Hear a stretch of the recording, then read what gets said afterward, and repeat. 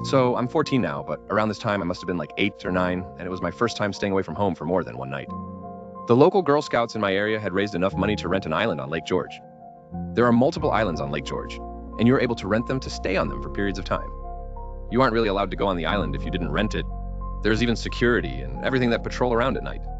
So the first night we are there, I go to sleep in my tent. Most girls slept in tents together, but being the outcast I was, no one wanted to be in a tent with me, so I bunked all by myself. I wasn't too far away from the others, but there weren't any other tents very close to me, and I couldn't really see anyone. Anyway, it was probably like 11 and everyone else was asleep, but I was awake on my DS playing Animal Crossing or something because I'm an insomniac and can't sleep until like 2 a.m. I hear rustling outside and assuming it's another Girl Scout that had to go take a shit or something. The weird thing is I didn't see any light or hear any talking. On this trip, we all needed to have a flashlight on us at all times, and if we needed to go anywhere, we needed to use the buddy system.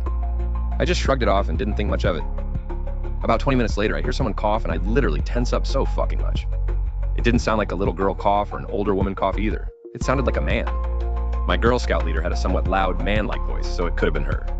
I just thought I was imagining things, or at least hoped I was. Not sure why I would imagine someone coughing, though. I'm a paranoid person, and I was just freaking myself out a lot, probably.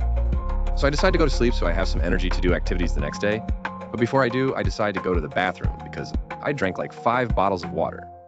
I was kind of scared, but didn't want to be a pussy and wet my sleeping bag, and have to tell my leader and have people dislike me more. I get up, open the tent, turn back around, and reach into my bag to get my flashlight and turn it on, and shine it out right in front of my tent so I can see. As soon as I do, and I'm not shitting you, I see this dude just sitting there, smiling and staring at my tent, and then at me. I freeze up, and he kind of looks shocked that I got up, so his smile fades and is just staring at me. He gets up and starts walking, and I thought he was going to come towards me, so I started screaming super loud. He looked worried, so he just ran away, and I get into my tent, close it, and start crying. Like 5 minutes later, my Girl Scout leader comes over with like 2 other girls and asks, "What's wrong? Am I hurt? And what happened?" Like I said, I was kind of off by myself, so that's why it probably took my leader to come and find me. I told her I saw a man staring at me outside of my tent, and my Girl Scout leader calls like 3 other troop leaders on the island to help search for this man with her, and she also calls security. I'm still crying, and my leader tells me to come into her tent and wait with her, but I won't, and when the security stopped by to the island, I begged them to take me back to shore so I could call my parents and go home. I went home that night not sleeping and my parents staying up with me all night.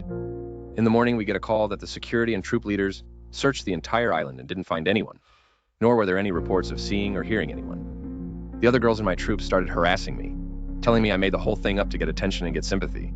And a month later, I couldn't take it, so I left the troop. Whenever I go camping now, I share a tent with people and make sure I'm surrounded by people so I feel safe.